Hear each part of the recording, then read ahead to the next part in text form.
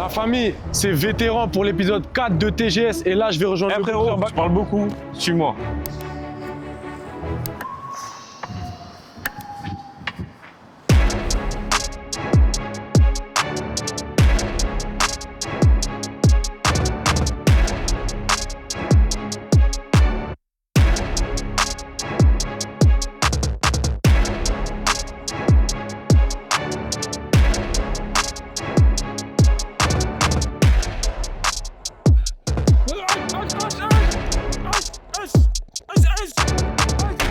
Bakary, ça me fait grave plaisir que tu sois là, hein, Hugo. Merci, Ouais, merci c'est carré. pour l'accueil. Enfin un boxeur dans la maison. Hein.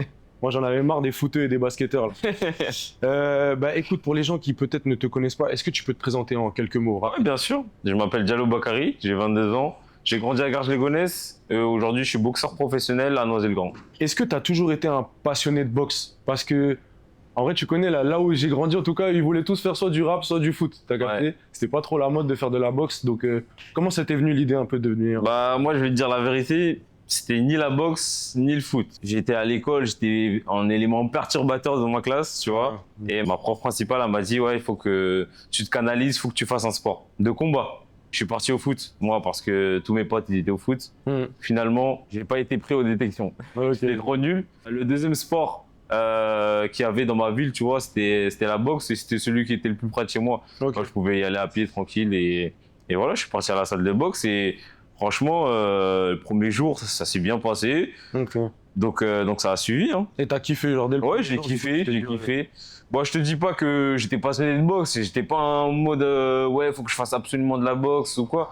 Moi, j'ai vraiment fait ça, tu sais, par hasard parce qu'il y avait mes potes et j'ai suivi. Et du coup, là, le premier souvenir qui te vient quand je te dis la boxe, en mode, là, tu m'as dit, du coup, bah, t'es rentré dans une salle de boxe, Ouais. t'as tout de suite kiffé, t'es revenu. C'est quoi le premier souvenir qui te vient en tête, du coup, quand tu penses à une salle de boxe, que ce soit sur le ring ou en dehors? Moi, je pense que ce qui reviendra toujours, c'est la personne que j'ai été. Bon, ça n'a pas l'air comme ça peut-être, mais j'étais un petit gros moi quand j'étais petit. À l'ancienne? Ouais, j'étais un petit Ouais, gros. j'ai capté. Et voilà, j'ai commencé dans le club de Garges-les-Gonesse. Et franchement, ils m'ont mis dans de bonnes conditions, tu vois, pour que je puisse continuer dans la boxe. Et voilà, c'est ça qui m'a fait tenir dans ce sport-là. Bah, j'imagine que dans la carrière d'un boxeur, il n'y a pas forcément des moments trop faciles, tu vois. Ouais. J'imagine. Est-ce que tu peux nous raconter un petit moment qui a été un peu plus dur que les autres? Ouais. Peut-être un truc sur le ring ou même en dehors, on sait jamais. Donc, Bah déjà, tu vois cette ceinture-là? Elle est stylée, hein? Elle est stylée, hein? Elle est Elle est très stylée. Mais Très, pour très l'avoir, stylée. moi, je suis tombé 2 fois. 2 fois sur le premier round. Donc, mon adversaire, il m'a mis 2 fois KO. Putain, ouais, genre. Et c'est moi qui a fini par le mettre KO au final sur le 4e round. Mais voilà, ça c'est quelque chose que je vais retenir. Et voilà, là je l'ai dans mes mains, tu vois, et j'en suis fier. Ça a été des chutes et j'ai fini par me relever comme depuis tout petit. Quelqu'un qui est acharné, donc franchement, je tombe, mais je finis toujours par me relever. Et tu sais, ça me fait penser à quoi? Ça me fait penser à Creed, quand il tombe là 2 fois, il se relève, il est en mode, tu connais, il est obligé de se rappeler Mais d'où tu il sais vient, quoi? hein. C'est une dinguerie, hein. Je l'ai jamais vu. Ah ouais? Ouais, j'ai jamais vu aucun cri. T'es un boxeur, t'as jamais vu Creed? C'est choquant. Ouais, dingue. Mais et moi, je déteste regarder les sports de combat. Ouais, j'ai capté. Ouais, je même comprends. regarder des boxeurs. Tu sais, les boxeurs d'aujourd'hui boxer. J'aime bien regarder voilà, les main events et tout. Mais vraiment, je regarde pas plus que ça. Moi, je suis pas un boxeur qui aime regarder pour la boxe. Ok, Ouais. j'ai capté. Et quand t'étais sur le ring et que t'as pris du coup cette ceinture, Ouais. quand t'es tombé les 2 fois face au mec du Venezuela, Ouais. en fait, il faut avoir il y a un côté mental de fou, tu vois, avoir pour se relever et après décrocher cette ceinture. Ça veut dire, qu'est-ce que tu t'es dit, tu vois, la première et la deuxième fois quand tu es tombé sur le ring? Ce que je me suis dit, moi, c'était que je devais pas tomber devant tout mon public. C'était pas possible. Tout le monde est là pour moi. Ouais, c'est sûr. T'étais à domicile. Et c'est ça, je suis à domicile. Lui, il avait 0 spectateur. Enfin, il avait que son coach et son deuxième coach, tu vois. Et moi, j'étais devant tout mon public. Et deuxièmement, tu vois, je vais me remémorer un peu tous les souvenirs que j'ai dans la boxe. Mais j'ai commencé la boxe. Et ma mère, elle a payé la licence en 12 fois. Ouais, j'ai capté. Ouais, je Tu comprends. vois ce que je veux dire? Et même, ça a fini par être gratuit parce que le président du club, il a vu qu'on galérait. Que quand les prélèvements ils se prennent pas à temps, c'était relou pour nous, tu vois. Donc il nous a fait une licence gratuite et moi c'est tout ça que je me suis remémoré quand je suis tombé une fois, deux fois et c'est reparti et c'est moi qui l'a fait tomber juste après. J'imagine même pas en fait la fierté de, tu vois, de la daronne quand t'as pris la ceinture, t'es en mode, tu vois, c'est dingue. Donc c'est très propre en tout cas, bien joué. Merci.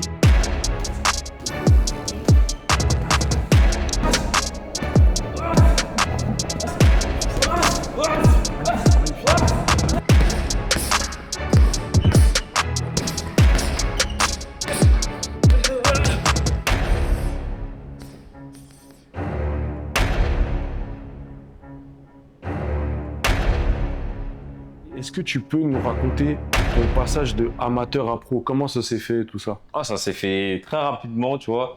J'ai fait un magnifique KO, partagé par BDZO et plein de rostas. Dingue. Et derrière, j'ai été champion de France Espoir en 2023. Donc derrière, ça a suivi directement boxeur professionnel. Comment tu t'es senti à ce moment-là? Genre, parce que quand même de passer pro, c'est pas anodin, tu vois, c'est pas n'importe quoi. Qu'est-ce que tu as ressenti à ce moment-là? C'est pas anodin, mais je te dis la vérité, j'ai pas eu plus de sensations que ça, tu vois. Nous, dans la boxe, on décide de passer pro. Tu vois, c'est pas comme dans le foot où on t'appelle, on te sélectionne et tout. Nous, c'est vraiment à nous de décider ce passage pro. Et voilà, moi, quand à ce moment-là, j'ai senti que c'était le bon moment. En plus, j'ai toujours eu une boxe professionnelle. Je suis passé pro. J'ai capté. Mais tu sais que là, en vrai, j'y pense, mais tu dois faire des jaloux. Parce qu'il y a des mecs, tu te rends compte qu'ils s'entraînent toute leur vie pour passer pro. Il y en a qui n'arrivent pas. Et t'as vu, c'est une dinguerie, tu vois, de passer pro. Ouais. Non, j'en doute pas. Désolé pour tous les jaloux. Désolé. Aucun, c'est comme ça en vrai, tu vois, tu peux rien y faire, mais dinguerie. Est-ce que à côté de la boxe, tu fais quelque chose d'autre en particulier? Est-ce que tu as d'autres hobbies que la boxe, tu vois? Est-ce que tu as un autre échappatoire? Tu sais, moi, j'ai toujours, depuis que je suis petit, aimé aider les gens, tu vois. Donc là, j'ai réussi à trouver quelque chose où je pouvais en faire une profession, on va dire, tu vois, parce que je suis pompier volontaire à côté. Ok, lourd. Donc, pompier volontaire, c'est en fonction de mes disponibilités, etc. Voilà. Donc, ça me permet d'aider les gens de ma ville en plus parce que je le fais à Garges-les-Gonesse. Être pompier volontaire, c'est être sportif. Tu sais, tu peux pas vouloir aider quelqu'un, porter quelqu'un. Et t'es en mauvaise condition physique. T'es en mauvaise condition physique, exactement. Et en plus, voilà, donc c'est un magnifique lien que j'ai réussi à avoir. De par mon sport et par ma profession et en plus voilà. Il y a toujours cette atmosphère autour de la boxe en mode tu rentres sur le ring, il y a de la musique, il y a tout le monde qui t'acclame, tout ça, tu vois, ça doit être une dinguerie en tout cas à ressentir, tu vois, même moi j'ai des frissons alors que je l'ai jamais fait, tu vois. En montant sur le ring, est-ce que tu t'es déjà senti intouchable et genre t'étais en mode le poteau en face de moi, il va vraiment morfler, je vais le défoncer. Mais jamais de la vie. Ah ouais? Jamais de la vie. Je rentre sur le ring, je suis une mauviette. J'ai beau m'entraîner dans une belle salle, dans de bonnes conditions, telles que cette salle-là, Black Rock, tu vois, mais je suis une mauviette quand je rentre sur le ring. Moi, tu ressens un stress quand tu ressens un stress. En fait, c'est à partir du premier coup que tu vas prendre que tu vas commencer à te détendre, tu vas commencer à te dire qu'en fait, voilà, t'as pas fait toute cette préparation-là pour rien. Et voilà, même moi, j'ai boxé, j'ai fait des sparring avec des boxeurs de renommée mondiaux, tu vois. En mode qui? En mode Souleymane Sissoko, en mode Bilal Kitou, tu sais, des noms que tout le monde connaît. Mais moi, aujourd'hui, quand je monte sur le ring, il y a toujours cette appréhension-là. Et je pense que même à eux, un petit peu, tu vois, il y a cette appréhension-là de boxer jusqu'au moment où ils vont prendre leur premier coup. J'ai capté.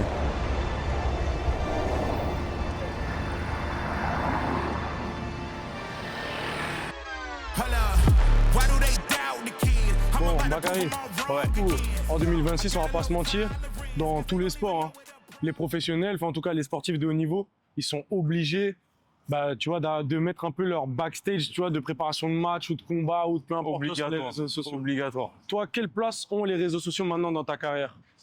C'est une très grosse partie de moi aujourd'hui, les réseaux sociaux. C'est la plus grosse partie après celle de la boxe. Pourquoi? Parce que ce soit nos supporters, que ce soit nos sponsors, aujourd'hui, il faut leur montrer comment on avance. Il faut leur montrer avant combat, après combat, leur montrer même la prépa qu'on va avoir, leur montrer des rounds qu'on a fait Et tout ça, c'est des choses qu'on est obligé de montrer maintenant J'ai capté. pour avoir des aides, que ça soit financier ou du matériel, tu sais, des sponsors. Aujourd'hui, c'est quelque chose, Ça passe par les réseaux obligatoire, sociaux. ça passe par les réseaux sociaux. Capté. Et aujourd'hui, en plus, j'ai la chance de partager ça avec ma femme. Tu vois, donc on arrive à faire des vidéos à deux, à se montrer à deux. Donc c'est ce que je trouve magnifique. Donc aujourd'hui, on arrive à décrocher des sponsors. Elles mettent énormément sur l'administratif, etc. Elle est professionnelle. Elle est boxeuse professionnelle, ouais. Elle est boxeuse professionnelle et elle met énormément, du coup, ouais, comme je t'ai dit, sur l'administrative par rapport à cette recherche de sponsors-là. C'est carré. Ça vient carrément, on va s'asseoir sur le banc là. Vas-y. On va se poser. Ça y est. Ah, bon.